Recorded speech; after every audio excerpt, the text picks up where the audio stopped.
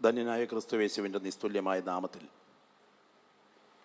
സന്നിഹിതരായിരിക്കുന്ന എല്ലാ ബഹുമാന്യ സഹോദരി സഹോദരന്മാർക്കും മാതാപിതാക്കൾക്കും കർത്താവിൻ്റെ മഹത്വമുള്ളവയിൽ അധ്വാനിക്കുന്ന ശ്രേഷ്ഠന്മാരായ കർത്തൃദാസന്മാർ വിശേഷിച്ച് ഈ ആത്മീക ശുശ്രൂഷയ്ക്ക് അധ്യക്ഷം വഹിക്കുന്ന ബഹുമാന്യ ദൈവഭൃത്യൻ പാസ്റ്റർ കെ കോശി അവറുകൾ, നമ്മുടെ പ്രസ്ഥാനത്തിന് അനുഗ്രഹീതമായ നേതൃത്വം നൽകുന്ന ക്രിസ്തുവിൽ ഞാൻ ഏറെ സ്നേഹിക്കുന്ന ഡോക്ടർ ടി വത്സൻ എബ്രഹാം, ശ്രേഷ്ഠന്മാരായ ദൈവഭൃത്യന്മാർ, കേരള സ്റ്റേറ്റിന് നേതൃത്വം നൽകുന്ന, വിവിധ സ്റ്റേറ്റുകൾക്ക് നേതൃത്വം നൽകുന്ന ഏറെ ആത്മബന്ധമുള്ള ദൈവഭൃത്യന്മാർ, എനിക്ക് തൊട്ടു മുൻപ് അനുഗ്രഹീതമായ ആത്മീയ സന്ദേശം പങ്കുവച്ച pastor K J Thomas, pastor K C Thomas, ഏവരെയും ഓർത്ത് ഞാൻ ദൈവത്തിന് മഹത്വം അർപ്പിക്കുകയാണ്. 96ാമത് ജനറൽ കൺവെൻഷൻ്റെ 4ാമത്തെ രാത്രിയിൽ ഈ സമാപന സന്ദേശത്തിന് മുൻപിൽ നാം പ്രാർത്ഥനാപൂർവ്വം ദൈവമുഖത്തേക്ക് നോക്കുന്നു. നമ്മുടെ കർത്താവ് ഇന്ന് രാത്രി തേജസ്സോടെ നമ്മുടെ നടുവിൽ ഇറങ്ങി വന്നിട്ടുണ്ട്. വിശ്വാസത്തിൻ്റെ കണ്ണുകൾ ഉയർത്തി നോക്കുന്ന ദൈവമക്കളുടെ കണ്ണുകൾക്കത് കാണുവാനായിട്ട് കഴിയും. അവൻ്റെ സാന്നിധ്യം തിരിച്ചറിയുന്ന ദൈവമക്കൾ സ്തോത്രത്തോടെ പ്രതികരിക്കുന്ന രാത്രിയായി രാത്രി തീരണം. ഇന്ന് രാത്രി പറയട്ടെ, ദൈവിക വിശുദ്ധിയെ കേന്ദ്രീകരിച്ചുള്ള സന്ദേശമാണ് ഇവിടെ ഉയർന്നുകൊണ്ടിരിക്കുന്നത്. നാം സേവിക്കുന്ന ദൈവം ആരാണ് എന്ന കാഴ്ചപ്പാട് ഇന്ന് രാത്രി നമ്മുടെ ഹൃദയത്തിൽ നിറഞ്ഞു നിൽക്കുന്ന രാത്രിയാകട്ടെ. രാപ്പകൽ ഭേദമന്യേ ദൈവത്തെ ആരാധിച്ച ദൂതഗണങ്ങൾ പാപം ചെയ്തപ്പോൾ കരുണ കൂടാതെ വെട്ടിയെറിഞ്ഞ് ഇരുട്ടിൻ്റെ ദൂതന്മാരായി വലിച്ചെറിഞ്ഞ ദൈവമാണ് നാം സേവിക്കുന്ന ദൈവമെങ്കിൽ, ദൈവസന്നിധിയിൽ തൃക്കരങ്ങളാൽ മെനയപ്പെട്ട ആദം ഹൗവമാർ പാപം ചെയ്തപ്പോൾ കരുണ ലെവലേശം കൂടാതെ പുറത്തിറക്കി കവാടമടച്ച ദൈവമാണ് നാം ആരാധിക്കുന്ന ദൈവമെങ്കിൽ, ഒരു ജനത പാപം ചെയ്തപ്പോൾ 8 പേരെ പെട്ടകത്തിലാക്കിക്കൊണ്ട് ബാക്കി ഒരു തലമുറയെ മുഴുവൻ മുടിച്ചുകൊണ്ട് ഒരു ജനതയോട് നോഹയ്യ പ്രളയത്തിലൂടെ കണക്ക് തീർത്ത ദൈവമാണ് ഇന്ന് രാത്രി നാം സ്തോത്രം പറഞ്ഞ് ആരാധിക്കുന്ന കർത്താവെങ്കിൽ, സോദോം ഗൊമോറ നിവാസികൾ പാപം ചെയ്തപ്പോൾ അഗ്നിഗന്ധകങ്ങളെ ഇറക്കി ചരിത്രത്തിൻ്റെ തീക്കടലാക്കിക്കൊണ്ട് അതിനെ ന്യായം വിധിച്ച ദൈവമാണ് നാം സ്തോത്രത്തോടെ ആരാധിക്കുന്ന ദൈവമെങ്കിൽ, ദാവീദ് പാപം ചെയ്തപ്പോൾ ദൈവത്തിൻ്റെ തേജസ്സിൻ്റെ കരം എതിരെ ഉയരുകയും ന്യായവിധി അവൻ്റെ മേലും അവൻ്റെ കുടുംബത്തിന്മേലും വരുത്താൻ മടിക്കാഞ്ഞ ദൈവമാണ് നാം സേവിക്കുന്ന ദൈവമെങ്കിൽ, അനന്യ സഭീറമാർ പാപം ചെയ്തപ്പോൾ ബാല്യക്കാരെ കൊണ്ട് അവർക്ക് ശവക്കുഴി വെട്ടിച്ച ദൈവമാണ് നാം സേവിക്കുന്ന ദൈവമെങ്കിൽ, അവൻ മരിച്ചിട്ടില്ല, അവൻ അവധിയെടുത്തിട്ടില്ല, അവൻ അനങ്ങാപ്പാറ നയം സ്വീകരിച്ചിരിക്കുകയല്ല, അവൻ മൗനവ്രതത്തിലല്ല. ഇന്ന് രാത്രി ആ ദൈവത്തിൻ്റെ കരം ഇതിൻ്റെ പുറകിൽ ചലിക്കുന്നുണ്ട് എന്ന് തിരിച്ചറിയുന്ന ദൈവമക്കൾ വിളിച്ചു പറയണം, ഞാൻ സേവിക്കുന്ന ദൈവം സാധാരണക്കാരനല്ല. 2 തുട്ടിട്ടാൽ ചുണ്ടിൽ തിരിവരും തെണ്ടി ദൈവത്തിൻ്റെ മുൻപിലല്ല ഇന്ന് രാത്രി നാം സ്തോത്രം പറഞ്ഞ് ആരാധിക്കുന്നത്. ദൂതന്മാർക്ക് പോലും കയറി ചെല്ലുവാൻ കഴിയാത്ത വിധത്തിൽ തേജോമയനായ മഹാദൈവത്തെ സേവിക്കാൻ ഭാഗ്യം ലഭിച്ച ദൈവമക്കൾ അവൻ്റെ സാന്നിധ്യം അറിഞ്ഞുകൊണ്ട് ഇന്ന് രാത്രി സ്തോത്രത്തോടെ പ്രതികരിക്കുന്ന രാത്രിയാകട്ടെ. നമ്മുടെ കർത്താവ് രാത്രിയിൽ തേജസ്സിൽ നമ്മുടെ നടുവിൽ ഇറങ്ങി വന്നിട്ടുണ്ട്. വിശുദ്ധ തിരുവെഴുത്തിൽ നിന്ന് 2 വേദഭാഗങ്ങൾ എനിക്ക് ലഭ്യമായ വചനത്തിൻ്റെ പശ്ചാത്തലത്തിൽ നിന്നുകൊണ്ട് ഈ വിഷയം പങ്കുവയ്ക്കുവാൻ ഞാൻ കർത്താവിൽ താല്പര്യപ്പെടുകയാണ്. തെസ്സലോനിക്കർക്ക് ധന്യനായ പൗലോസ് എഴുതിയ ലേഖനം, തെസ്സലോനിക്കർക്ക് എഴുതിയ ലേഖനം അതിൻ്റെ 5ാം അധ്യായം 23, 24 വാക്യങ്ങളും, തെസ്സലോനിക്കർക്ക് എഴുതിയ 1-ാം ലേഖനം 5ാം അധ്യായത്തിൻ്റെ 4, 23, 24 വാക്യങ്ങളും, റോമാ ലേഖനം 14-ാം അധ്യായത്തിൻ്റെ 12-ാമത്തെ വാക്യം, 2 വേദഭാഗങ്ങൾ പ്രത്യേകം വായിക്കുക, പ്രാർത്ഥനാപൂർവ്വം ശ്രദ്ധിക്കുക. വായിച്ചാൽ സമാധാനത്തിന്റെ ദൈവം തന്നെ, സമാധാനത്തിന്റെ ദൈവം തന്നെ നിങ്ങളെ മുഴുവനും ശുദ്ധീകരിക്കുമാറാകട്ടെ, നിങ്ങളെ മുഴുവനും ശുദ്ധീകരിക്കുമാറാകട്ടെ. നിങ്ങളുടെ ആത്മാവും പ്രാണനും ദേഹവും അശേഷം നമ്മുടെ കർത്താവായ യേശുക്രിസ്തുവിന്റെ പ്രത്യക്ഷതയിൽ അനിന്ദ്യമായി വെളിപ്പെടും വണ്ണം കാക്കപ്പെടുമാറാകട്ടെ. നിങ്ങളെ വിളിക്കുന്നവൻ വിശ്വസ്തനാകുന്നു, അവൻ അത് നിവർത്തിക്കും. റോമാ ലേഖനം 14-ാം അധ്യായത്തിന്റെ 12-ാം വാക്യം കൂടെ, ആകയാൽ നമ്മിൽ ഓരോരുത്തൻ ദൈവത്തോട് കണക്ക് ബോധിപ്പിക്കേണ്ടി വരും. ഒരു നിമിഷം കരങ്ങളൊന്ന് ഉയർത്തി കർത്താവിന് സ്തോത്രം ചെയ്താട്ടെ. ഒരിക്കൽ കൂടെ ശബ്ദം ഉയർത്തി കർത്താവിനെ മഹത്വപ്പെടുത്താമോ? ദൈവസാന്നിധ്യം തിരിച്ചറിയുന്ന പ്രിയപ്പെട്ടവർ സ്തോത്രത്തോടെ കർത്താവിനോട് പ്രതികരിക്കുന്ന രാത്രിയാകട്ടെ. തികച്ചും ഏകാഗ്രതയോടെ, വളരെ പ്രാർത്ഥനയോടെ നമുക്ക് ഈ വേദഭാഗത്തിലേക്ക് അല്പമിനിറ്റുകൾ നമ്മുടെ ശ്രദ്ധയൂന്നണം. ഇന്ന് രാത്രി ഇവിടെ സംസാരിക്കുന്നത് എന്താണെന്ന് നിങ്ങൾക്ക് നന്നായി ഗ്രഹിക്കാൻ കഴിയണം എന്ന് ഞങ്ങൾ ആത്മാർത്ഥമായിട്ട് ആഗ്രഹിക്കുകയാണ്. ഏതൊരു എഴുത്തുകാരൻ്റെയും ജീവിതത്തിലെ ഏറ്റവും പ്രാധാന്യമർഹിക്കുന്ന എഴുത്താണ് ആദ്യകാല എഴുത്ത്. ധന്യനായ പൗലോസ്ലീഹ തെസ്സലോനിക്കർക്ക് ലേഖനം എഴുതുമ്പോൾ യേശുക്രിസ്തുവിൻ്റെ സ്വർഗാരോഹണം കഴിഞ്ഞിട്ട് കേവലം 2 പതിറ്റാണ്ടുകൾ മാത്രം പിന്നിട്ട പശ്ചാത്തലം, ഒലിവുമലം പുറത്തു വെച്ച് 500ഓളം പേർ നോക്കി നിൽക്കെ അവരുടെ കണ്ണുകൾക്ക് മുൻപിൽ നമ്മുടെ കർത്താവ് സ്വർഗാരോഹണം ചെയ്തതിന് ശേഷം ഏതാണ്ട് 2 പതിറ്റാണ്ടുകൾ മാത്രം പിന്നിട്ടിരിക്കെ തെസ്സലോനിക്ക സമൂഹത്തിന് യേശുവിൻ്റെ മടങ്ങിവരവിൻ്റെ പ്രതീക്ഷകളുടെ മങ്ങൽ ആയി തുടങ്ങി. ആ പ്രതീക്ഷകൾ കുറഞ്ഞു തുടങ്ങിക്കഴിഞ്ഞപ്പോൾ യേശുവിൻ്റെ പുനരാഗമനത്തിൻ്റെ പ്രതീക്ഷയെ അവരിൽ ആളിക്കത്തിക്കേണ്ടതിന് നമ്മുടെ വാഴ്ത്തപ്പെട്ട കർത്താവിൻ്റെ മടങ്ങിവരവ് എന്ന വിഷയത്തെ കേന്ദ്രീകരിച്ചുകൊണ്ട് പൗലോസ് എഴുതുന്ന ഏറെ ശ്രദ്ധേയമായ ലേഖനമാണ് തെസ്സലോനിക്കർക്ക് എഴുതിയ ലേഖനം. തെസ്സലോനിക്കർക്ക് എഴുതിയ ലേഖനത്തിലെ ഓരോ അധ്യായങ്ങളിലും യേശുവിൻ്റെ മടങ്ങിവരവ്, യേശുവിൻ്റെ മടങ്ങിവരവ്, യേശുവിൻ്റെ മടങ്ങിവരവ് അരക്കിട്ടുറപ്പിക്കപ്പെട്ടിരിക്കുകയാണ്. 1-ാം അധ്യായത്തിൻ്റെ 9-ാമത്തെ വാക്യത്തിൽ വരുവാനുള്ള കോപത്തിൽ നിന്ന് നമ്മെ രക്ഷിക്കുന്ന യേശു സ്വർഗത്തിൽ നിന്ന് വരുന്നത് നാം കാത്തിരിക്കുന്നു എന്ന് പറയുമ്പോൾ അവിടെ മടങ്ങിവരവ് എന്ന വസ്തുത സൂചിപ്പിക്കുകയാണ്. 2-ാം അധ്യായത്തിൻ്റെ 19-ാമത്തെ വാക്യത്തിൽ അവൻ്റെ പ്രത്യക്ഷതയിൽ ഞങ്ങളുടെ കിരീടവും പ്രശംസയും അതെ നിങ്ങളല്ലയോ എന്ന് പറയുമ്പോൾ പുനരാഗമനം സൂചിപ്പിക്കുകയാണ്. 3-ാം അധ്യായത്തിൻ്റെ 13-ാമത്തെ വാക്യത്തിൽ അവൻ്റെ പ്രത്യക്ഷത എന്ന് എടുത്തു പറഞ്ഞിരിക്കുന്നത് കൊണ്ട് ആ അധ്യായത്തിനും പുനരാഗമനം സൂചിപ്പിക്കുകയാണ്. 4-ാം അധ്യായത്തിൻ്റെ 15-ാം വാക്യത്തിൽ കർത്താവ് തൻ ഗംഭീരനാദത്തോടും പ്രധാന ദൈവദൂതന്റെ ശബ്ദത്തോടും ദൈവത്തിന്റെ കാഹളത്തോടും കൂടെ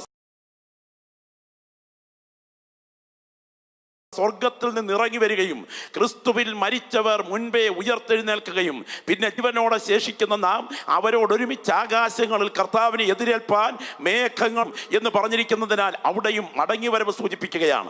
5-ാം അധ്യായത്തിൻ്റെ 2-ാമത്തെ വാക്യത്തിൽ കള്ളൻ രാത്രിയിൽ വരുന്നത് പോലെ കർത്താവിൻ്റെ വരവ് അടുത്തു എന്ന് നിങ്ങൾ അറിയുന്നുവല്ലോ എന്ന് സൂചിപ്പിച്ചിരിക്കുന്നതിനാൽ അവിടെയും കർത്താവിൻ്റെ മടങ്ങിവരവ് സൂചിപ്പിച്ചിരിക്കുകയാണ്.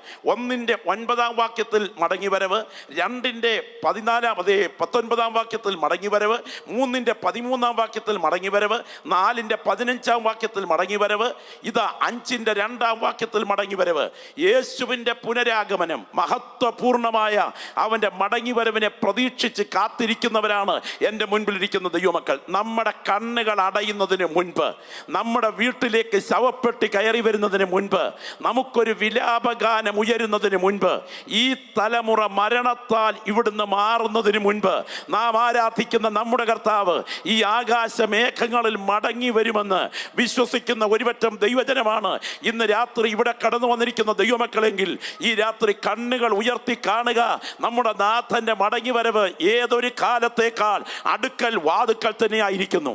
ബഹുമാന്യനായ കെ എബ്രഹാം സാറിനേക്കാൾ, വില്യം ടിൻഡൈലിനേക്കാൾ, ജോൺ വെസ്ലിയേക്കാൾ, മാർട്ടിൻ ലൂഥറിനേക്കാൾ, TG ഉമ്മച്ചനപ്പച്ചനേക്കാൾ, VT ജോസഫ് അപ്പച്ചനേക്കാൾ, പിതാക്കന്മാരുടെ മുഴുവൻ ലിസ്റ്റ് എടുക്കുക, അവരിൽ ആരെക്കാളും നമ്മുടെ കർത്താവിൻ്റെ മടങ്ങിവരവിൻ്റെ കാലിക സംഭവങ്ങൾ നേരിട്ട് കാണുവാൻ ഭാഗ്യം ലഭിച്ച ദൈവമക്കളാണ് ഇന്ന് രാത്രി എൻ്റെ മുൻപിലിരുന്ന് ആരാധിക്കുന്ന ദൈവമക്കളെങ്കിൽ നമ്മുടെ കണ്ണുകൾ അടയുന്നതിന് മുൻപ്, ഇന്ന് രാത്രി അത് വിശ്വസിക്കുന്ന എത്ര പേര് ഇവിടെയുണ്ട്?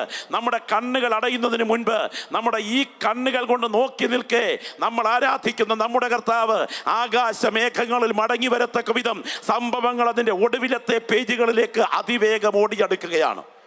ഈ വസ്തുതയെ വ്യക്തമാക്കിക്കൊണ്ട് പൗലോസ് വിഷയത്തെ ഉപസംഹരിക്കുന്നതിന് മുൻപ് വളരെ ആത്മാർത്ഥമായ ഒരു പ്രാർത്ഥന ഉയർത്തുകയാണ്. എന്താണ് ആ പ്രാർത്ഥന? ആ പ്രാർത്ഥന മറ്റൊന്നല്ല, നിങ്ങളുടെ ആത്മാവും പ്രാണനും ദേഹവും നമ്മുടെ കർത്താവായ യേശു ക്രിസ്തുവിൻ്റെ പ്രത്യക്ഷതയിൽ അനിന്യമാവണ്ണം വെളിപ്പെടണം. അവിടെ ഒരു പ്രത്യേക പ്രത്യക്ഷതയിലെ വെളിപ്പെടൽ നടക്കാൻ തുടങ്ങുകയാണ്. വളരെ ഗുരുതരമായ പ്രത്യാഘാതങ്ങൾ ഉണ്ടാകാൻ സാധ്യതയുള്ള ഒരു രംഗത്തെയാണ് നിങ്ങൾ അഭിമുഖീകരിക്കാൻ തുടങ്ങുന്നത്. നിങ്ങളുടെ ആത്മാവും ദേഹിയും ഒരുപോലെ വെളിപ്പെടേണ്ട ഒരു ഘട്ടമാണ്. മണ്ണിൽ ആരംഭിച്ച് മണ്ണിനാൽ പരിപോഷണം പ്രാപിച്ച് മണ്ണിനെ കുറിച്ച് ബോധം നൽകി മണ്ണിലേക്ക് മടങ്ങിപ്പോയി അത് വിശ്രമിക്കേണ്ട എൻ്റെ മൺശരീരം പുനരുത്ഥാനത്തിൽ ഉയർക്കുമെന്ന്. സ്തോത്രം. ബുദ്ധി, ഇച്ഛ, വികാരം, ചിന്ത, തീരുമാന ശക്തി ഇവയുടെ ഇരിപ്പിടമായ ദേഹി മാത്രമല്ല, ദൈവത്തിൻ്റെ ഉച്ഛ്വാസ ശ്വാസത്താൽ ഉൾപ്രവേശിപ്പിക്കപ്പെട്ട് ദൈവത്തെക്കുറിച്ച് എനിക്ക് ബോധം നൽകി ദൈവത്തിങ്കിലേക്ക് മടങ്ങുന്ന ആത്മാവും ദേഹിയും ആത്മാവും ഒരുപോലെ ക്രിസ്തുവിൻ്റെ പ്രത്യക്ഷതയിൽ അനിന്ത്യവണ്ണം വെളിപ്പെടണം. അങ്ങനെയാണെങ്കിൽ നിന്ദ്യമായി വെളിപ്പെടുവാൻ സാധ്യതയുണ്ട്. അപകടകരമായൊരു മുന്നറിയിപ്പ് നൽകുന്നു. നമുക്കറിയാം, ഡോക്ടറിനെ ചെന്ന് OP-യിൽ നേരിട്ട് കാണുന്നത് ഒരു കാര്യം, ആന്തരിക അവയവങ്ങളുടെ സ്കാനിങ് റിപ്പോർട്ടുമായി വാ എന്ന് പറയുമ്പോൾ ആ റിപ്പോർട്ടും തൂക്കിപ്പിടിച്ച് അകത്തോട്ട് ചെല്ലുന്നത് അതിൽ നിന്ന് തികച്ചും വ്യത്യസ്തമായ ഒരു കാര്യം. ആദ്യത്തെ കാഴ്ച മറയുകയാണ്. എന്നാൽ രണ്ടാമത്തെ കാഴ്ച ഉള്ളറ അതുപോലെ വെളിപ്പെടുകയാണ്. അങ്ങനെയാണെങ്കിൽ ഇതാ ക്രിസ്തുവിൻ്റെ ന്യായാസനത്തിൻ്റെ ഓർമ്മയാണ് ഇവിടേക്ക് ദൈവത്തിന് പരിശുദ്ധാത്മാവ് തരുന്നത്. അവിടെ ഞാനും നിങ്ങളും നമ്മുടെ ജീവിതത്തിൻ്റെ കണക്ക് കൊടുക്കാൻ നിൽക്കുന്ന ഒരു ദിവസം വരുവാൻ തുടങ്ങുന്നു. ഇന്ന് രാത്രി ഇവിടെ നിന്ന് വചനം കേട്ടുകൊണ്ടിരിക്കുന്ന ദൈവമക്കൾ തിരിച്ചറിയണം, ആ അടിസ്ഥാനത്തിന്മേൽ ആരെങ്കിലും പൊന്ന്, വെള്ളി, വിലയേറിയ കല്ല്, മരം, പുല്ല്, വൈക്കോൽ ഇവ കൊണ്ട് പണിയുന്ന പണി ആ ദിവസം തന്നെ തെളിവാകും. അത് തീയോടെ വെളിപ്പെട്ടു വരും കേട്ടോ.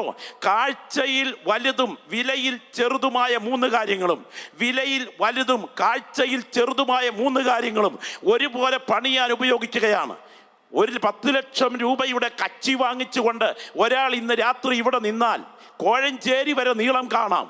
എന്നാൽ 10 ലക്ഷം രൂപയുടെ പൊന്ന് പോക്കറ്റിലിട്ടുകൊണ്ട് ഒരാൾ ഇതിനകത്തിരുന്നാൽ അടുത്തിരിക്കുന്ന ആളിന് പോലും വ്യക്തമായെന്ന് വരികയില്ല. അങ്ങനെയാണെങ്കിൽ മറ്റുള്ളവരുടെ മുൻപിൽ പ്രദർശിപ്പിക്കപ്പെടാതെ കർത്താവിന് വേണ്ടി രഹസ്യമായി ചെയ്യുന്ന സേവനങ്ങൾ നിത്യതയുടെ തീരത്ത് പ്രദർശിപ്പിക്കപ്പെടുന്ന ഒരു ദിവസം വരുവാൻ തുടങ്ങുന്നതിനെ ആത്മാവിൽ കണ്ടുകൊണ്ട് ദൈവത്തിൻ്റെ ദാസൻ ഓർപ്പിക്കുകയാണ്, ഈ 3 ഘടകങ്ങൾ തെറ്റില്ലാതെ അവിടെ വെളിപ്പെടണം. അങ്ങനാണെങ്കിൽ ഇന്ന് രാത്രി ഇവിടെ നിന്ന് ആരാധിക്കുന്ന ദൈവമക്കൾ തിരിച്ചറിയട്ടെ, ഈ 3 ഘടകങ്ങളും ഒരുപോലെ വെളിപ്പെടുന്ന ദിവസം വിശ്വാസ കണ്ണുകളാൽ കണ്ട് ഈ രാത്രി കരങ്ങളൊന്ന് ഉയർത്തി കർത്താവിന് സ്തോത്രം ചെയ്യാൻ കഴിയുമോ? ഞാൻ ക്രിസ്തുവിൻ്റെ സന്നിധിയിൽ ഈ 3 ഘടകങ്ങളോടും കൂടെ വെളിപ്പെടുന്ന ഒരു ദിവസം വരുന്നു എന്ന് അകത്ത് ബോധ്യമുള്ള ദൈവത്തിൻ്റെ ജനം ആ കരങ്ങളൊന്ന് ഉയർത്തിപ്പിടിച്ചാട്ടെ. ഇന്ന് രാത്രി ഇടത്തിരിക്കുന്നവരെ മറക്കുക, മുൻപിലും പുറകിലും ഇരിക്കുന്നവരെ മറക്കുക. ശബ്ദമുയർത്തി വാ തുറന്ന് പറയണം, ഞാൻ ക്രിസ്തുവിൻ്റെ ന്യായാസനത്തിന് മുൻപിൽ ഈ 3 ഘടകങ്ങളോടും കൂടെ ഒരുപോലെ വെളിപ്പെടുന്ന ഒരു ദിവസം വരാൻ തുടങ്ങുകയാണ്. അതാണ് ഭയാനകമായി ചിന്തിക്കേണ്ട, വളരെ ഭയത്തോടെ ശ്രദ്ധിക്കേണ്ട ക്രിസ്തുവിൻ്റെ ന്യായാസനത്തിൻ്റെ രംഗം. അത് തിരിച്ചറിയുന്ന ദൈവമക്കൾ ഇന്ന് രാത്രി ഇവിടെ ഇരുന്ന് ആ രംഗമോർത്ത് സ്തോത്രം ചെയ്യുമ്പോൾ തന്നെ തങ്ങളെ തന്നെ ആത്മപരിശോധന ചെയ്യുന്ന രാത്രിയായി തീരണം. ചില മിനിറ്റുകൾ ആ ഭാഗത്തേക്ക് ഞാൻ നിങ്ങളുടെ ശ്രദ്ധയെ ക്ഷണിക്കുകയാണ്. ഞാൻ ഇന്ന് രാത്രി പറയാം, പ്രിയപ്പെട്ടവരെ, ഏതൊരു കാലത്തേക്കാൾ യേശുവിൻ്റെ മടങ്ങിവരവ് നമ്മുടെ കൺമുൻപിൽ സംഭവിക്കത്തക്ക വിധം കാര്യങ്ങൾ അതിവേഗം അതിൻ്റെ അന്ത്യഘട്ടത്തിലേക്ക് നീങ്ങുകയാണ്. ഞാൻ ഇവിടെ നിന്ന് പ്രസംഗിക്കുമ്പോൾ ഒരു വസ്തുത നിങ്ങൾ മനസ്സിലാക്കുക. ഇന്നേക്ക് 20 നൂറ്റാണ്ടുകൾക്ക് പുറകിൽ യോഹന്നാൻ കണ്ട ആ കറുത്ത കാലം നമ്മുടെ കൺമുൻപിൽ ഇഞ്ഞടുത്ത് കഴിഞ്ഞു. ഇനി അധിക നാൾ കാര്യങ്ങൾ ഇങ്ങനെ മുൻപോട്ട് പോകില്ല. വിശ്വാസ കണ്ണുകളാൽ ദൈവമക്കൾ കാണുന്നു, അവന് മടങ്ങിവരവ് അടുക്കൽ വാതുക്കൽ തന്നെയായിരിക്കുന്നു. ഞാൻ ഓർക്കുകയാണ്, എൻ്റെ കയ്യിൽ ഒരു പത്ര റിപ്പോർട്ടുണ്ട്. ആ പത്ര റിപ്പോർട്ടിൽ കൊടുത്തിരിക്കുന്ന വാർത്ത ഇതാണ്: കടൽ അടുത്ത ദിവസങ്ങളിൽ അതിഭയങ്കരമായി തിളയ്ക്കുകയാണ്. ആ പത്രവാർത്തയിലെ ഒരു പരാമർശനം എന്നെ ചിന്തിപ്പിച്ചു.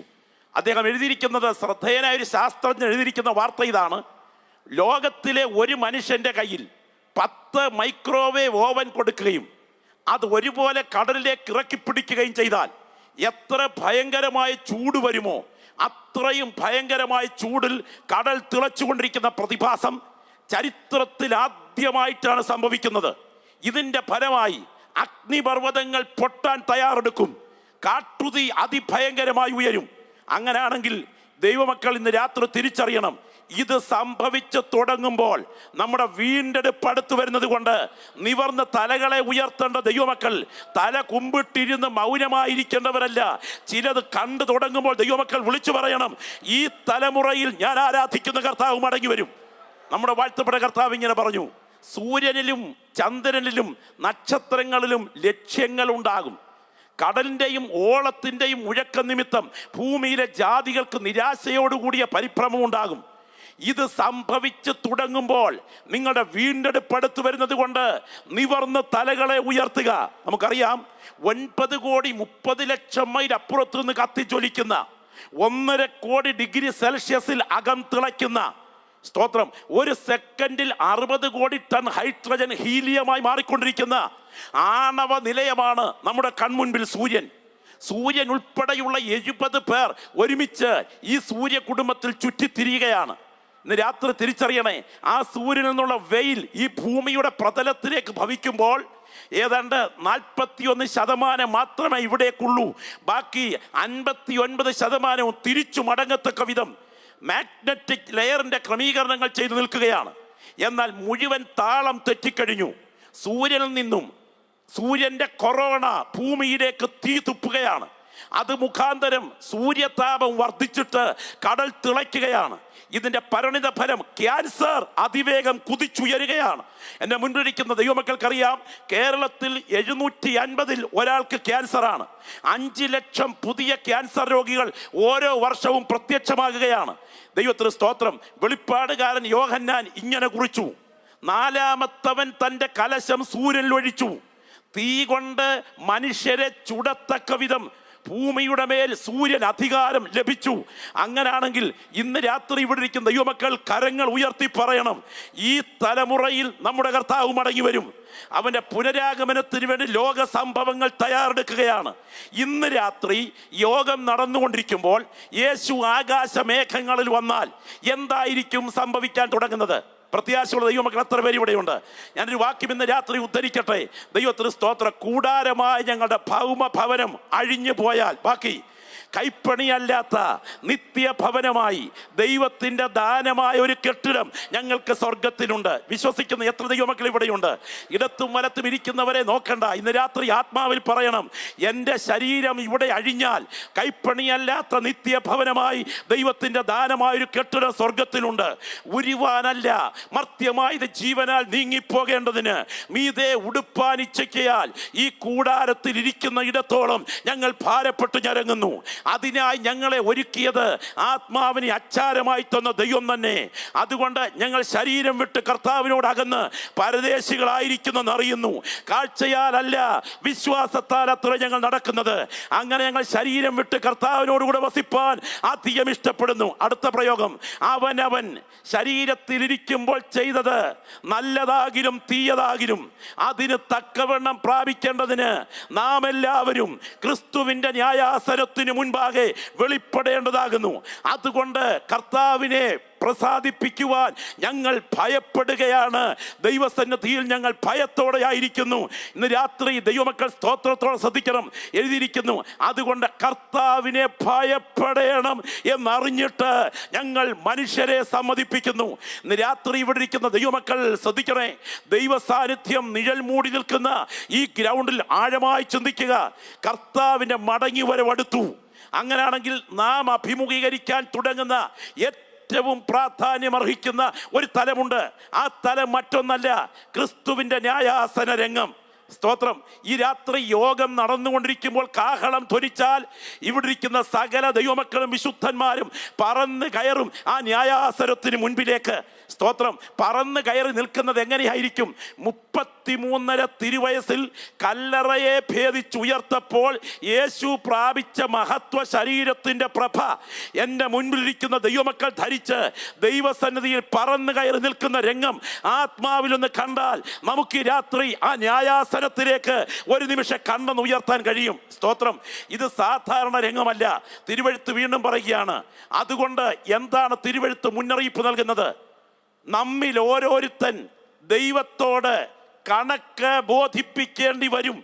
കൂട്ടമായിട്ടല്ല, IPC, church of God, Sharon, the Pentecost, pre Pentecost, Calvary, Kallumala, ഇങ്ങനെ ഗ്രൂപ്പുകളെയൊക്കെ തിരിച്ച് അവരവരുടെ നേതാക്കന്മാർ വന്ന് അവരവരുടെ നേതാക്കന്മാരുടെ നേതൃത്വത്തിൽ അല്ല കണക്ക് ബോധിപ്പിക്കേണ്ടത്. ഒറ്റയ്ക്ക് ദൈവന്യായാസനത്തിന് മുൻപിൽ ഞാനും നിങ്ങൾ കണക്ക് കൊടുക്കാൻ നിൽക്കുന്ന ഒരു ദിവസം വരാൻ തുടങ്ങുന്നത് ഇന്ന് രാത്രി ആത്മാവിൽ കൃപ പ്രാപിച്ച ദൈവമക്കളെന്ന് കാണുക. ആ ഇരിക്കുന്നത് ആരെന്നറിയാമോ? ആ ഇരിക്കുന്നവൻ നമ്മുടെ വാഴ്ത്തപ്പെട്ട കർത്താവാണ്. അവൻ ആരാണ്? അവൻ സാക്ഷാൽ ദൈവമാണ്. ഈ ക്രിസ്തുവാണ് ന്യായാസനത്തിൽ ഇരിക്കുന്നതെന്ന് കൊരിന്ത്യ ലേഖനം പറയുന്നു. എന്നാൽ റോമാലേഖനം പറയുമ്പോൾ ദൈവത്തിന്റെ ന്യായാസനം എന്നാണ് പറയുന്നത്. അങ്ങനെയാണെങ്കിൽ ആ ഇരിക്കുന്നത് സാധാരണക്കാരനല്ല, യേശു ക്രിസ്തു ദൈവമായിരിക്കുകയാണ്. ഇവിടെ ഇരിക്കുന്ന ദൈവമക്കൾ തിരിച്ചറിയണം, എനിക്കും നിങ്ങൾക്കും കർത്താവിനോട് പല ബന്ധങ്ങളുണ്ട്. ഒന്നാമത്തെ ബന്ധം അപ്പനും മക്കളും എന്ന ബന്ധമാണ്. രണ്ടാമത്തെ ബന്ധം മണവാളനും മണവാട്ടിയും എന്ന ബന്ധമാണ്. മൂന്നാമത്തെ ബന്ധം, ഏറ്റവും ഗൗരവമായ ബന്ധം, ദൈവത്തിന് സ്തോത്രം, ദാസൻ യജമാനൻ എന്ന തലത്തിൽ ബന്ധമുണ്ട്. എന്നാൽ ഇന്ന് രാത്രി പറയട്ടെ, അപ്പനും മക്കളും എന്ന നിലയിലല്ല അവൻ ന്യായാസനത്തിൽ വരാൻ തുടങ്ങുന്നത്. ദാസനും യജമാനനും എന്ന തലത്തിലല്ല അവൻ ന്യായാസനത്തിൽ വരാൻ തുടങ്ങുന്നത്. ദൈവത്തിന് സ്തോത്രം, ഭാര്യയും ഭർത്താവും എന്ന നിലയിലല്ല അവൻ ന്യായാസനത്തിൽ വരാൻ തുടങ്ങുന്നത്. മണവാളനും മണവാട്ടിയും എന്ന നിലയിലല്ല അവൻ ന്യായാസനത്തിൽ വരാൻ തുടങ്ങുന്നത്. പിന്നെ അവൻ സാക്ഷാൽ ജീവിക്കുന്ന ദൈവമായിട്ടാണ് അവൻ ന്യായാസനത്തിൽ വരാൻ തുടങ്ങുന്നത്. കാരണം ദൈവത്തിന്റെ പക്കൽ മുഖപക്ഷമില്ലല്ലോ. മുഖപക്ഷമില്ലാത്ത ദൈവമായി അവൻ ന്യായാസനത്തിന് മുൻപിൽ വെളിപ്പെടാൻ തുടങ്ങുന്നു. എൻ്റെ മുൻപിലേക്ക് ദൈവമക്കൾ തിരിച്ചറിയണം, അതോടുകൂടെ നടക്കാൻ തുടങ്ങുന്ന വിസ്താര രംഗത്തിൽ ഓരോ വിശുദ്ധന്മാരും പ്രതിഫലത്തിന് വേണ്ടി വിസ്താര വിധിയെ അഭിമുഖീകരിക്കാൻ തുടങ്ങുന്നു.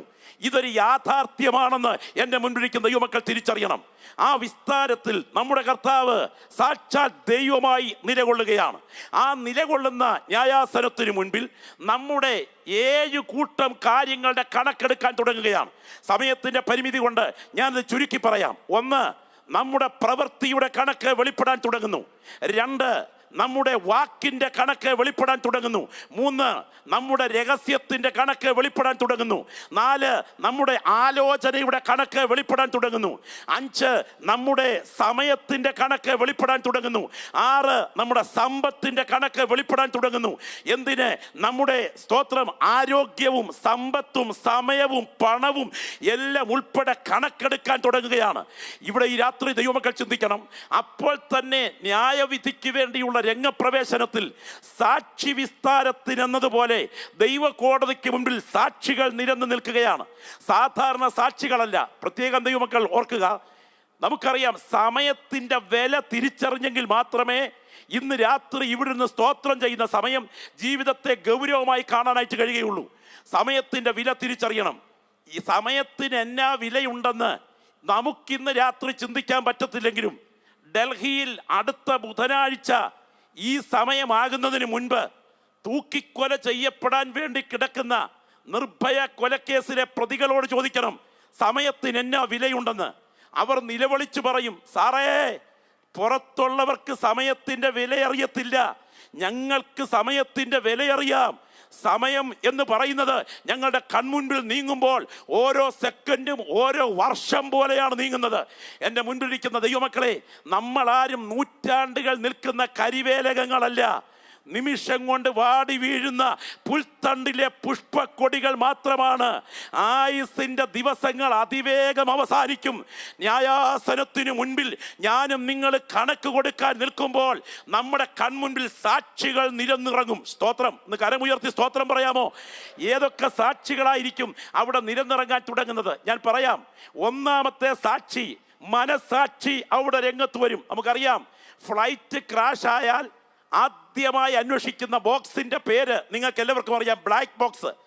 എന്തുകൊണ്ടാണ് ഈ ബ്ലാക്ക് ബോക്സ് അന്വേഷിക്കുന്നത്? അതിനകത്ത് റെക്കോർഡിംഗ് സിസ്റ്റം ഉണ്ട്. അതിനകത്തെ റെക്കോർഡറിൽ അറിയാം എന്തൊക്കെയായിരുന്നു അന്നേരം സംഭവിച്ചതെന്ന്.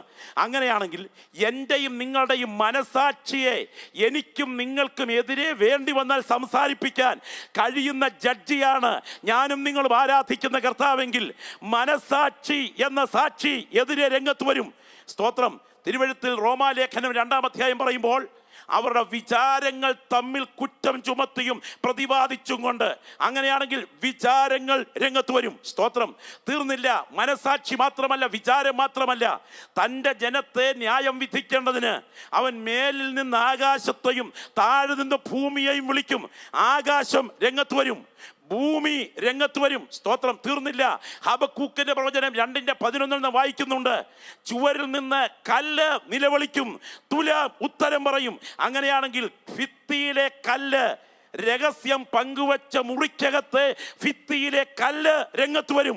എന്തിന്? വീടിന്റെ മേൽക്കൂരയിലെ തുലാകഷണങ്ങൾ രംഗത്ത് വരും. സ്തോത്രം. ഇന്ന് രാത്രി ശ്രദ്ധിക്കണേ. അങ്ങനെയാണെങ്കിൽ കാലിൽ നിന്ന് തട്ടി വീണ പൊടി ഉൾപ്പെടെ രംഗത്ത് വന്ന് ദൈവവിസ്താര കോടതിക്ക് മുൻപിൽ നിൽക്കാൻ തുടങ്ങുകയാണ്. ഞാൻ ഇന്ന് രാത്രി ഈ വചനം കേട്ടുകൊണ്ടിരിക്കുമ്പോൾ പറയട്ടെ, സകല അഭിനയങ്ങളുടെയും മുഖം മൂടി അവിടെ പറഞ്ഞു വീഴും. തിരിച്ചറിയുന്ന ദൈവമക്കൾ ഇന്ന് രാത്രി ആത്മാവിൽ നിന്ന് കാണണം. സകല അഭിനയങ്ങളുടെയും മുഖം മൂടി അവിടെ പറഞ്ഞു വീഴും. യോഗി ആദിത്യനാഥിന്റെ നാട്ടിൽ ഈ കഴിഞ്ഞ ഏപ്രിൽ മാസത്തിൽ ഒരു സംഭവം നടന്നു. സംഭവം മറ്റൊന്നല്ല, വഴിവക്കിൽ 35 വയസ്സ് പ്രായമുള്ള ഒരു മനുഷ്യൻ, അദ്ദേഹത്തിൻ്റെ 8 വയസ്സ് പ്രായമുള്ള മോളും ആക്സിഡന്റിൽ കിടക്കുകയാണ്. ചോരയിൽ കുളിച്ച് കിടക്കുന്ന ഇവരുടെ മുകളിലേക്ക് സുഷമ എന്ന ആ വീട്ടിലെ പെറ്റമ്മ കവിണ് വീണ് കിടന്ന് നിലവിളിക്കുകയാണ്. പക്ഷേ അറിഞ്ഞില്ല, തൊട്ടടുത്തുള്ള ഒരു CC ക്യാമറയിലൂടെ ഈ രംഗം റെക്കോർഡ് ചെയ്തുകൊണ്ടിരിക്കുകയായിരുന്നുവെന്ന്. നിങ്ങൾ ഇന്ന് രാത്രി മനസ്സിലാക്കണേ.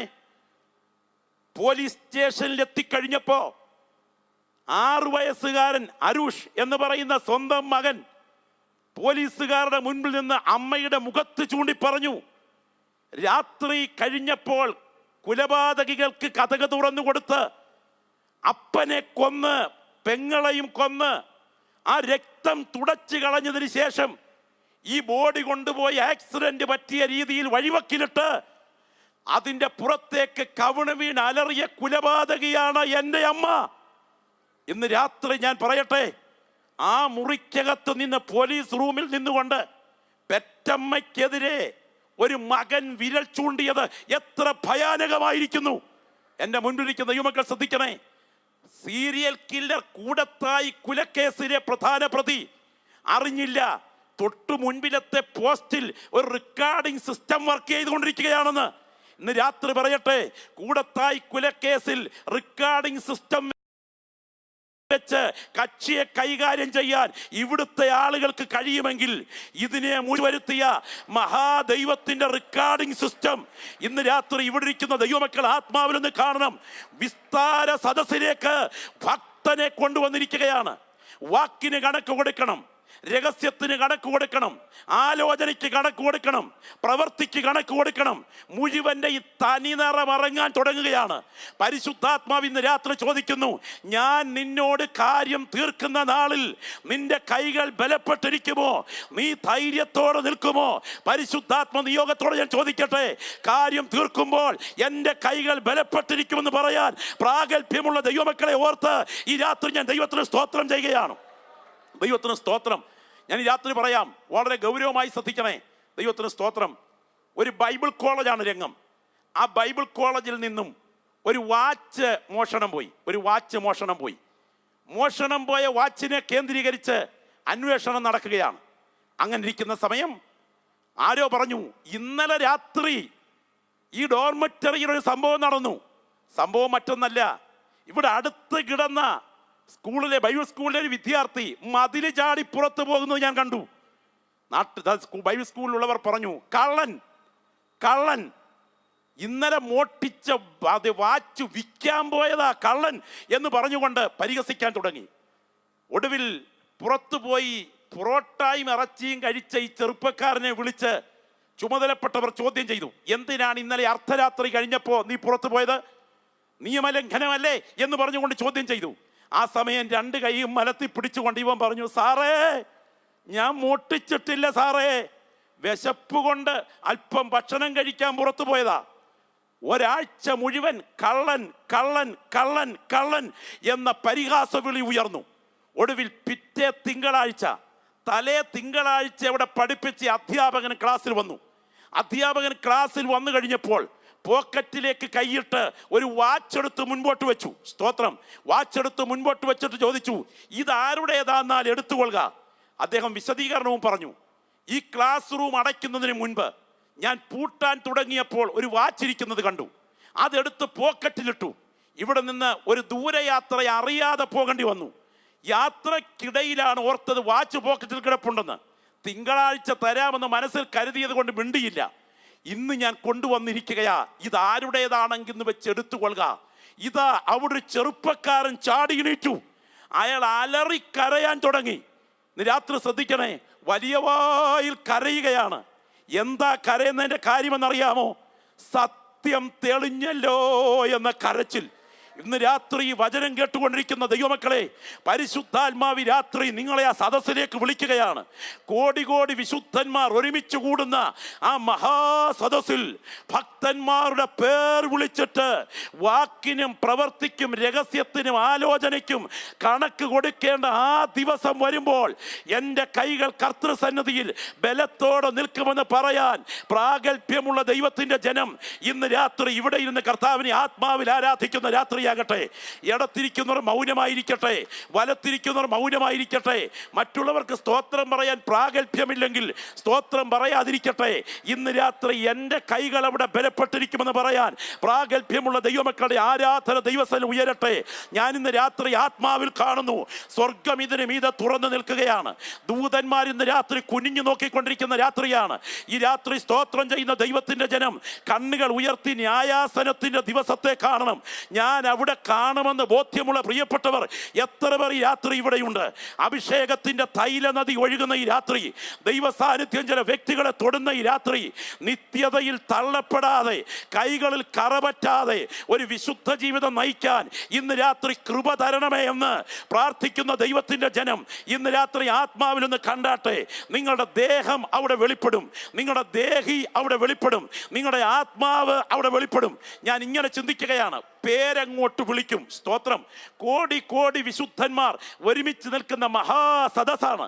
ആ മഹാസദസ്സിൽ പേരങ്ങോട്ട് വിളിക്കും. വിളിക്കുന്ന സമയം വാക്കിനും പ്രവർത്തിക്കും രഹസ്യത്തിനും ആലോചനയ്ക്കും കണക്ക് തീർക്കാൻ വേണ്ടി വിസ്താര സദസ്സ് നടക്കാൻ തുടങ്ങുക, വിസ്താര രംഗം നടക്കാൻ തുടങ്ങുക. അവിടെ ഇരുത്തുന്ന പരിപാടിയില്ല, കണക്ക് പറയിച്ചിട്ടേ വിടൂ. പാസ്റ്ററായാലും സെന്റർ പാസ്റ്ററായാലും പ്രസ്ബിറ്ററായാലും കൗൺസിൽ മെമ്പറായാലും അച്ഛനായാലും റംബാച്ചനായാലും മെത്രാച്ചനായാലും കർദിനാളായാലും പോപ്പായാലും ഇട്ടിരിക്കുന്ന കുപ്പായത്തിന്റെ വെളിച്ചത്തിലല്ല, ചെയ്യുന്ന പ്രവൃത്തിയുടെ വെളിച്ചത്തിൽ കണക്ക് തീർക്കാതെ വിടാത്ത ഒരു സാക്ഷാൽ ജഡ്ജി. ഗ്ലോറി. സ്തോത്രം പറയാൻ എത്ര ദൈവമക്കളുടെ നാവുകളിൽ രാത്രി ചലിക്കും. സ്തോത്രം പറയാൻ എത്ര ദൈവമക്കളുടെ നാവുകൾ ഇന്ന് രാത്രി ചലിക്കും. ദൈവത്തിന് സ്തോത്രം.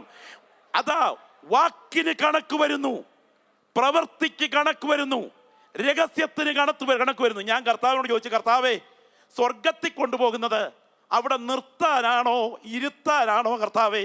അപ്പോൾ കർത്താവിനോട് പറഞ്ഞു, കർത്താവ് തൻ ഗംഭീരനാദത്തോടെ പ്രധാന ദൈവദൂതന്റെ ശബ്ദത്തോടെ ദൈവത്തിന്റെ കാഹളത്തോടെ സ്വർഗത്തിൽ നിന്ന് ഇറങ്ങി വരുമ്പോൾ ക്രിസ്തുവിൽ മരിച്ചവർ മുൻപേ ഉയർത്തെഴുന്നേറ്റ് ജീവനോടെ ശേഷിക്കുന്ന നാം അവരോടൊരുമിച്ച് ആകാശങ്ങളിൽ കർത്താവിനെ എതിരേൽപ്പാൻ എടുക്കപ്പെട്ട് ഇങ്ങനെ നാം എല്ലാവരും കർത്താവിനോടുകൂടെ നിൽക്കുമെന്നല്ല, കർത്താവിനോടുകൂടെ ഇരിക്കും. സ്തോത്രം.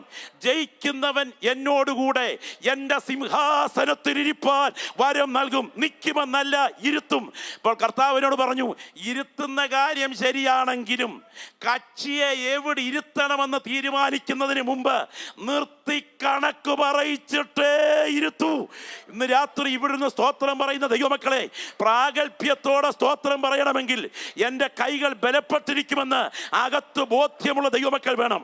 അടുത്തിരിക്കുന്നവനെ അരച്ച് കലക്കി ഒറ്റ കപ്പാക്കി കൈ കിട്ടിയാൽ ഒരു മോന്തിനകത്താക്കാനുള്ള വിരോധമുണ്ടെങ്കിലും മനസാക്ഷി കുത്തില്ലാതെ പ്രൈസ്തലോട് പറയാൻ തൊലിക്കട്ടിയും ഇരിക്കട്ടിയുമുള്ള ആത്മീയന്മാർ വിളഞ്ഞു വിളയുന്ന ഇന്നത്തെ ആത്മീയ മണ്ഡലത്തിൽ എൻ്റെ പേര് വിളിക്കുമ്പോൾ എൻ്റെ വാക്കിനും പ്രവൃത്തിക്കും രഹസ്യത്തിനും കണക്ക് കൊടുക്കാൻ നിൽക്കുന്ന സമയം എൻ്റെ കൈകൾ ബലപ്പെട്ടിരിക്കും എന്ന് പറയാൻ പ്രാഗൽഭ്യമുള്ള ദൈവമക്കൾ ഈ നില സ്തോത്രം പറഞ്ഞാൽ പോരാ, ശബ്ദം ഉയർത്തി പറയണം, എൻ്റെ കൈകൾ ബലപ്പെട്ടിരിക്കും.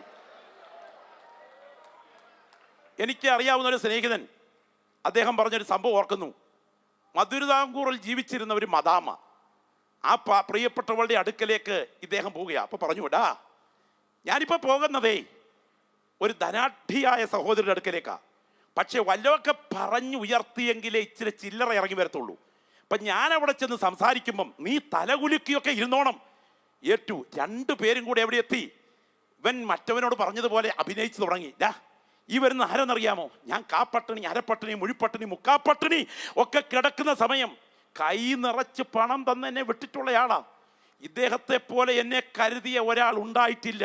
എൻ്റെ കുഞ്ഞുങ്ങളും ഞാനും ജീവിച്ചു പോകുന്നത് ഈ അമ്മച്ചിയുടെ കരുതൽ കൊണ്ടാണ് കേട്ടോ എന്ന് പറഞ്ഞപ്പോൾ സ്തോത്രം, ഇവൻ മറ്റുള്ളവരുടെ മുൻപിൽ ഇങ്ങനെ തലയൊക്കെ കുലുക്കി സ്നേഹിതനും ഇരിക്കുക. അമ്മച്ചി പറഞ്ഞൊരു കാര്യം ചെയ്യും, നിങ്ങൾ ഇവിടെ നിന്ന് സംസാരിക്കും, ഞാനകത്തോട്ട് പോയി ചായ എടുത്തോണ്ട് വരട്ടെ എന്ന് പറഞ്ഞപ്പോൾ ഇവൻ മറ്റവൻ്റെ ചെവി പറയുക, എടാ ഇവളെപ്പോലെ അറത്ത കൈക്ക് ഉപ്പിടാത്ത ഒരെണ്ണത്തെ ഇതുവരെ കണ്ടിട്ടില്ല. ഇങ്ങനെ പൊക്കിയെങ്കിലേ വല്ലോ ഇച്ചിരി ചില്ലറ ഇറങ്ങി വരൂ. സ്തോത്രം.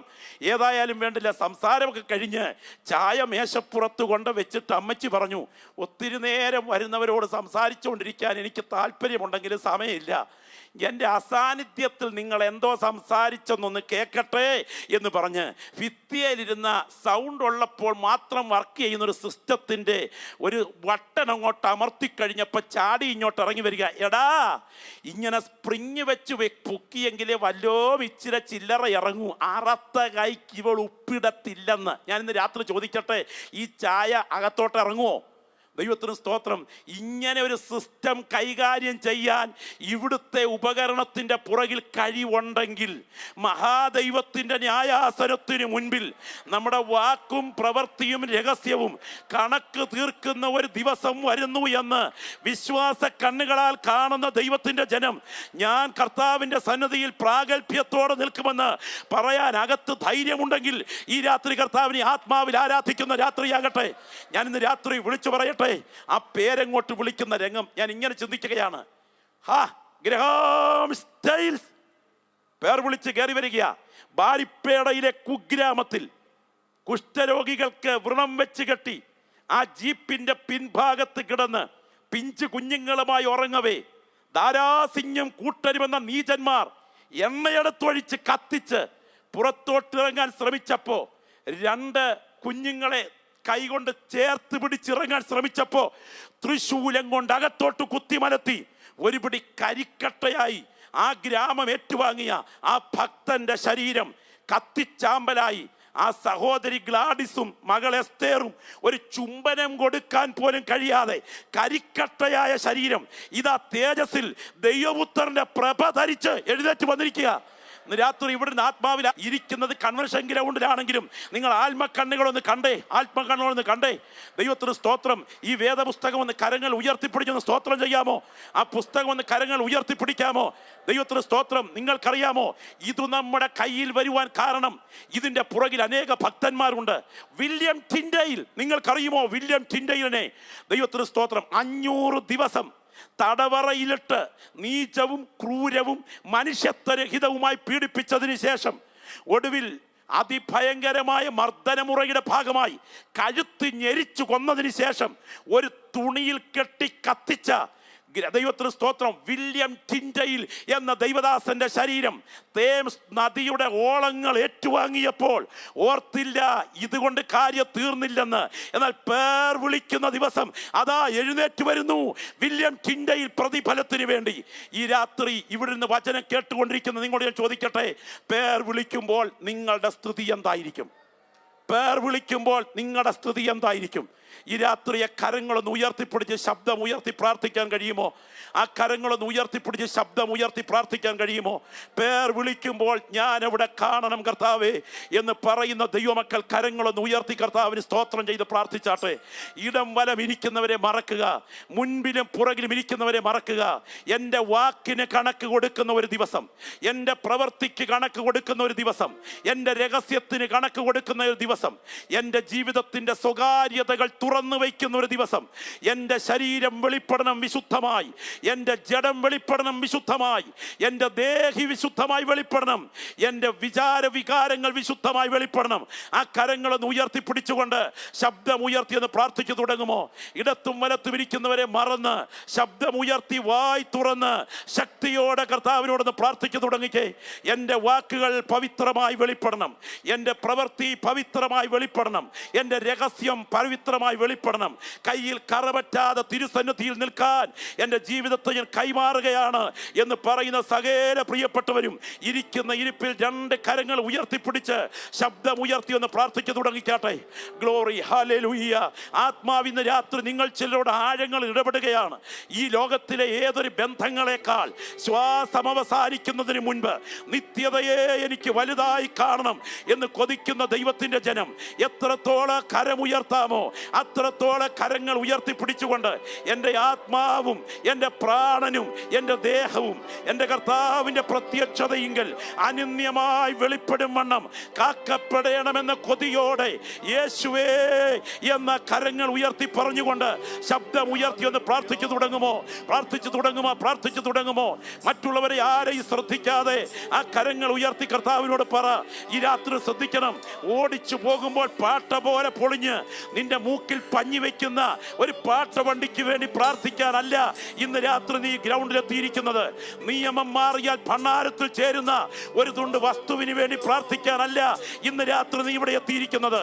ഇരുന്നു കുലുങ്ങിയാൽ വീണു പോകുന്ന ഒരു കെട്ടിടത്തിന് വേണ്ടി പ്രാർത്ഥിക്കാനല്ല ഈ രാത്രി ഇവിടെ എത്തിയിരിക്കുന്നത്. എന്നെ നിത്യത എനിക്ക് കൈവിട്ടു പോകാൻ പാടില്ല എന്ന് ബോധ്യമുള്ള ദൈവത്തിന്റെ ജനം ആ കരങ്ങൾ ഉയർത്തിപ്പിടിച്ചുകൊണ്ട് ശബ്ദം ഉയർത്തി പ്രാർത്ഥിക്കാമോ? എന്റെ നിത്യത എനിക്ക് കൈവിട്ടു പോകാൻ പാടില്ല. എൻ്റെ ദേഹവും എൻ്റെ ദേഹിയും എൻ്റെ കർത്താവിൻ്റെ സന്നിധിയിൽ അനന്യമായി വെളിപ്പെടും വണ്ണം കാക്കപ്പെടണം. എല്ലാ സഹോദരങ്ങളും ആ കരങ്ങൾ ഉയർത്തിയവർ ഒന്ന് എഴുന്നേറ്റാട്ടെ. Glory, hallelujah. ദൈവത്തിന് മഹത്വം, ദൈവത്തിന് മഹത്വം, ദൈവത്തിന് മഹത്വം. ആ കരങ്ങൾ രണ്ടും കർത്താവിലേക്ക് ഉയർത്തിപ്പിടിച്ച് പ്രാർത്ഥിച്ചു തുടങ്ങുമോ? എൻ്റെ ജീവിതം കൊണ്ട് എനിക്ക് എൻ്റെ ദൈവത്തെ പ്രസാദിപ്പിച്ചുകൊണ്ട് കത്തിജ്വലിക്കുന്ന ഒരു മെഴുകുതിരി പോലെ ഈ തലമുറയിൽ നാഥന് വേണ്ടി എരിഞ്ഞമരണം എന്ന് കൊതിക്കുന്നവർ രണ്ട് കരം ഉയർത്തിപ്പിടിച്ച് ശബ്ദമുയർത്തി ആത്മാവിലൊന്ന് പ്രാർത്ഥിച്ചു തുടങ്ങട്ടെ. ആത്മാവിലൊന്ന് പ്രാർത്ഥിച്ചു തുടങ്ങട്ടെ. ഉള്ളറകളോട് ദൈവത്തിന് ആത്മാവ് ഇടപെടുകയാണ്. ആഴങ്ങളോട് ദൈവാത്മാവ് സംസാരിക്കുന്ന രാത്രിയാണ്. ഗായക സംഘം ഒരു ഗാനത്തിന്റെ ഈരടികൾ ചേർന്ന് പാടുമ്പോൾ നമുക്ക് കർത്താവിന്റെ സന്നിധിയിൽ നമ്മെ സമർപ്പിക്കാൻ തുടങ്ങുന്നു. ഞാൻ പ്രാർത്ഥിക്കുന്നു, പരിശുദ്ധ ദൈവമേ, ഈ കരങ്ങളെ തേജസ്സിന്റെ കരങ്ങളിൽ കൈമാറുന്നു. നിയമരക്തം ഈ പ്രിയപ്പെട്ടവരുടെ മേൽ തളിക്കണമേ. ക്രിസ്തുവിന്റെ ന്യായാസനത്തിന് മുൻപിൽ കറവറ്റാതെ നിൽക്കുവാനുള്ള കൃപ ഈ പ്രിയപ്പെട്ടവരുടെ മേൽ പകരണം. യേശുവിൻ നാമത്തിൽ തന്നെ. Son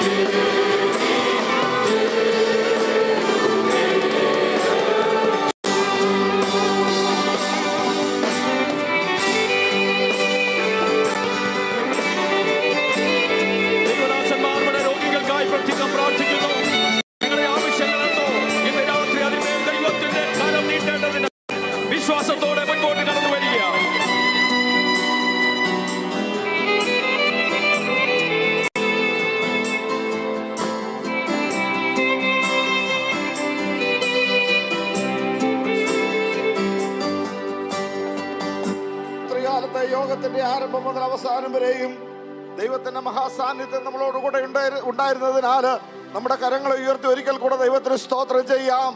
price the Lord. തുടർന്നും പ്രാർത്ഥനയ്ക്ക് വേണ്ടി ആവശ്യമുള്ള പ്രിയപ്പെട്ടവർക്ക് മുൻപോട്ട് കടന്നു വരാൻ ഉള്ള സാവകാശമുണ്ട്. ദൈവഭക്തന്മാർ അവിടെ നിങ്ങൾക്ക് വേണ്ടി പ്രാർത്ഥിപ്പാൻ തക്കൊണ്ടുമുണ്ട്. ഇപ്പോൾ കർത്താവിന്റെ ദാസൻ പാസ്റ്റർ റെജി ജോസഫ് പ്രാർത്ഥിച്ച് ഈ യോഗം അവസാനിപ്പിക്കുന്നതായിരിക്കും. Praise the Lord. ഹല്ലേലൂയ. അടിയങ്ങളെ അൻപോടെ സ്നേഹിക്കുന്ന ദൈവമേ, സ്വർഗീയ നല്ല പിതാവേ, ഈ അനുഗ്രഹിക്കപ്പെട്ട രാത്രിക്കായി ഞങ്ങൾ നന്ദിയോടെ നിന്നെ സ്തുതിക്കുന്നു, സ്തോത്രം ചെയ്യുന്നു. ഈ മീറ്റിംഗിന്റെ ആരംഭം മുതൽ അവസാനം വരെയും ദൈവത്തിന്റെ സാന്നിധ്യം കൂടെ ഇരുന്നതിനായി സ്തോത്രം. അങ്ങയുടെ മാറ്റമില്ലാത്ത വചനം ഇന്ന് രാത്രി കേട്ട് ശക്തിപ്പെടുവാൻ അവിടുന്ന് കൃപയോർത്തി ഞങ്ങൾ നിന്നെ സ്തുതിക്കുന്നു കർത്താവേ.